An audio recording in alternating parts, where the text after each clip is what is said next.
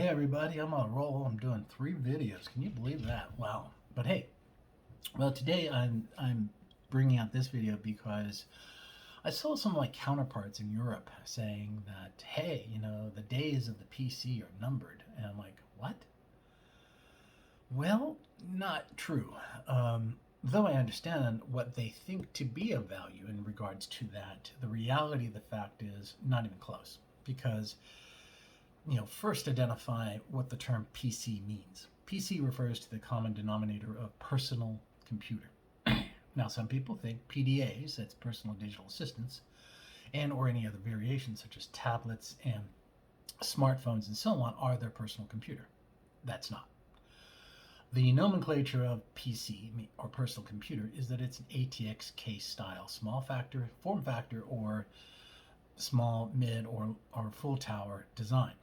Now, with that being said, let's just get that clarification.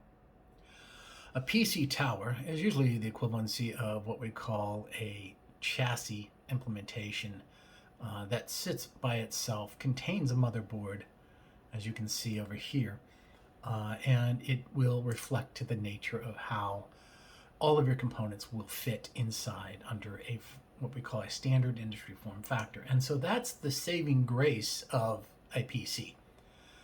That it's an evolving chassis design that basically is giving us the ability to put new components into this versus the older days of older components. So what I mean by that is there was once a standard that existed that was not ATX. And that's okay, but the case design was basically a standard form factor. Over time, we transitioned to the 5-point and the 12-point voltage power supply solution, which was known as the ATX power supply, and there's the term ATX PC case. And that was one major upgrade that happened with the original, what we call the old PS2 style chassis, is the next version of the PC case came out, and it was designed to handle new and even more improved based equipment. Now, as formatting goes, as you can see, there are different capacities, such as the adding of USB ports, FireWire ports, aux outputs, Bluetooth emitter heads, and so many other variations out there in the industry. And this is what powers the nature of a PC tower or the PC computer. The ability to be able to freelance the design at your level means you have the full capacity of creativity that there are those in the industry do not want you to have. Now, what I mean by that is you can go in and you can create what you consider your system. That's the creativity part. As you can see in this picture here, someone went really crazy with LED fans and they're doing liquid cooling. Others could do standard industry fans and do air cooling by heat sinks. And they can do what's called walk-away wiring opposed to this color-coordinated wiring, and they basically build themselves a machine that kicks butt, or it does a specific task, and or you can flip it and do something else, or you can transition it to something else, and so on. Have no disillusions here. The industry does not want you to do that. They don't want you to be able to build a machine and reformat it and re-standardize it and re-template it. They want you to go and buy another one. Now, you know this by Apple. Apple's a great example. Don't get me wrong. I'm not ragging on Apple at all. Apple meets a niche, and that niche is very simple. Users who don't want to play with computers, users who just want an appliance in their hand, they give them messaging or a couple of features, and it's usually no more than 6 functions. And one of them or 2 of them are probably a game. And then, but the machine, in this case, an Apple iPhone, is designed to crap out pretty quickly. Not only crap out, but literally turn into something what you would consider obsolete. They don't want you to have a device that can last more than a couple of years because it doesn't meet their profit model.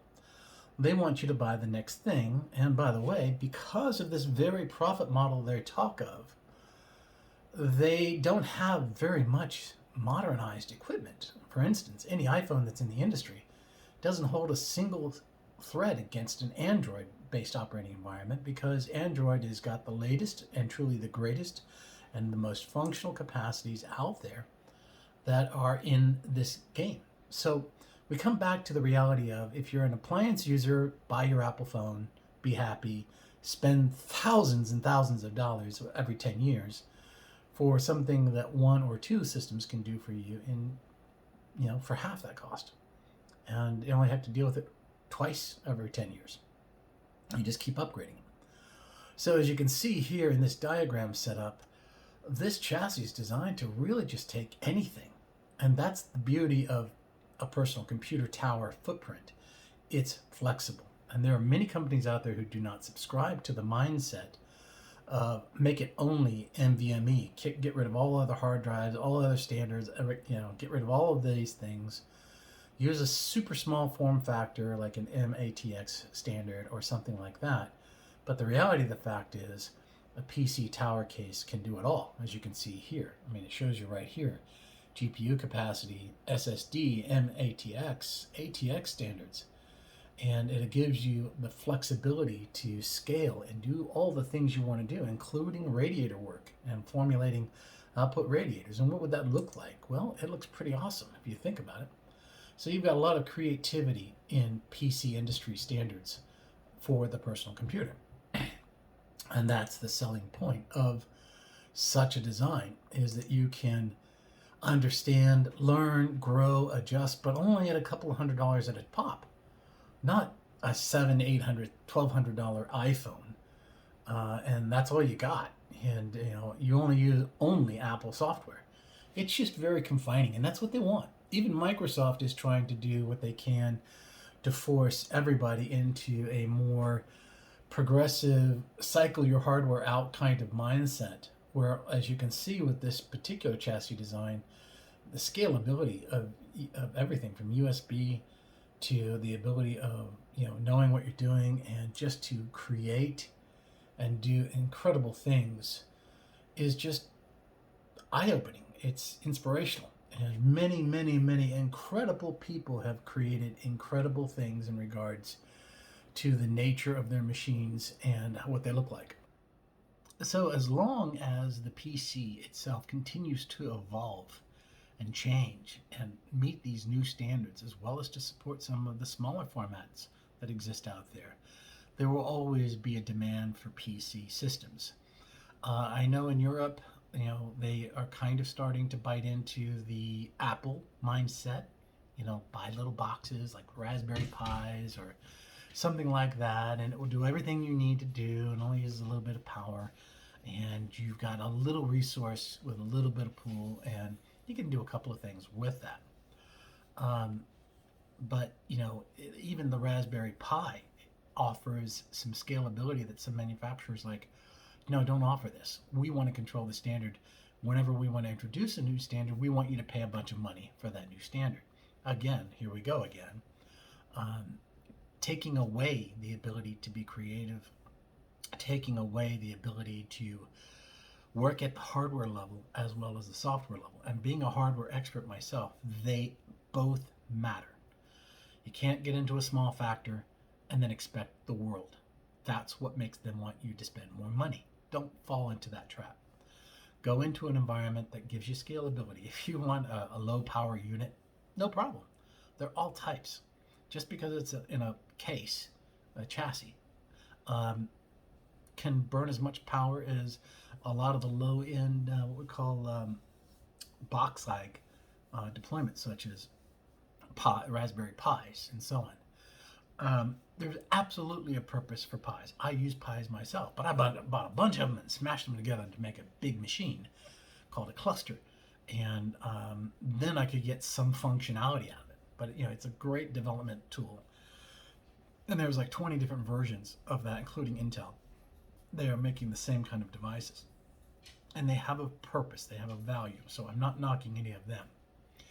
But like I said, unless you are truly the Apple user who just wants their phone to function like a dishwasher or a clothes washer, and are okay with completely throwing it away and buying the next mediocre whatever. Because unfortunately, I hate to say it, when you compare the features and functions of Android-like phones to an Apple phone, it's just they just don't hold a candle. But still, it meets your needs, and I get that. So please enjoy your Apple iPhone. You don't need all those extra bells and whistles, or you don't need those, access to other applications. There are a lot of us that do, and so hence, buy what fits your needs and work with that.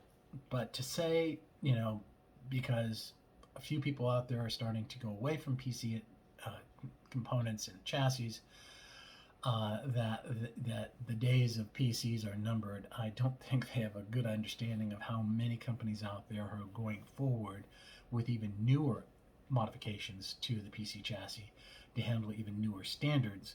So pay attention to that because it's impressive. And there's some really cool stuff coming over the edge. This is Brad Dyke. I'm going to let you go. Take care and God bless.